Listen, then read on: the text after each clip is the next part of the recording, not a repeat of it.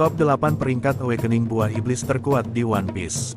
Awakening Law, Kid, dan Luffy terasa dahsyat sekali. One Piece, buah iblis bisa bangkit.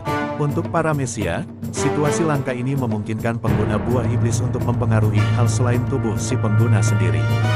Seperti misalnya mengubah sekeliling menjadi benang untuk Ito-Ito no Mi, atau Mochi untuk Mochi-Mochi no Mi.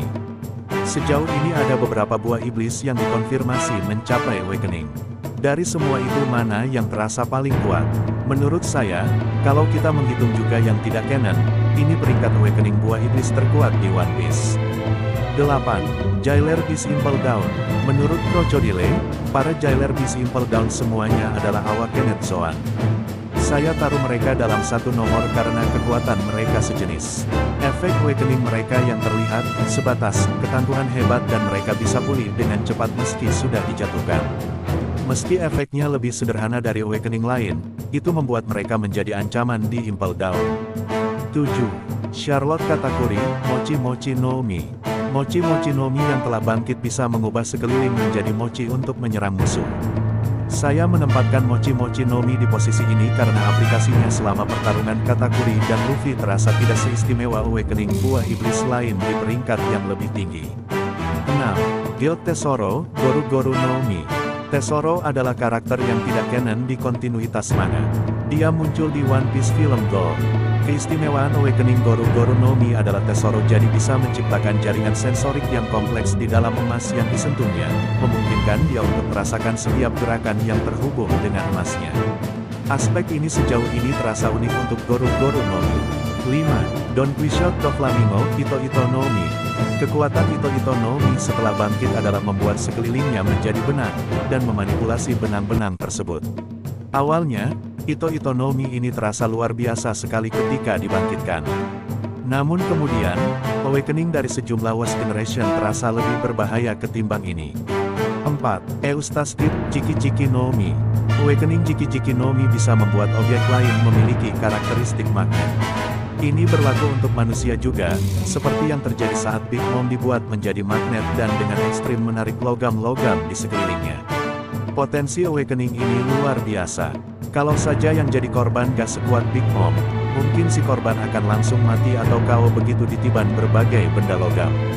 Namun untuk saat ini, Kid merasa Awakening memakan energi besar.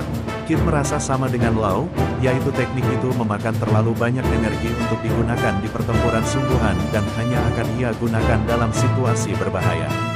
3. Trafalgar Law Ope-Ope no Mi. Sejak awal, Ope-Ope no Mi terasa sebagai salah satu buah iblis para Mesia paling mantap, dengan banyak sekali variasi penggunaan.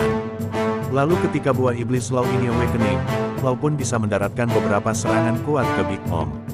Awakening Ope-Ope no Mi bahkan berjasa besar membantu Law dan Kid menang dari Big Mom.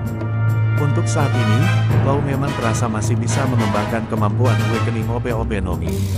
Terutama karena dia sepertinya masih memiliki masalah, yaitu Awakening buah iblis itu menguras banyak energi. Law sampai hanya ingin menggunakannya bila dia hampir mati. Melihat Katakuri dan Doflamingo, mungkin suatu hari nanti Law akan lebih terbiasa menggunakan Awakening Ope-Ope no Mi lebih lama. 2. Douglas Bullet, Gasa-Gasa no Mi.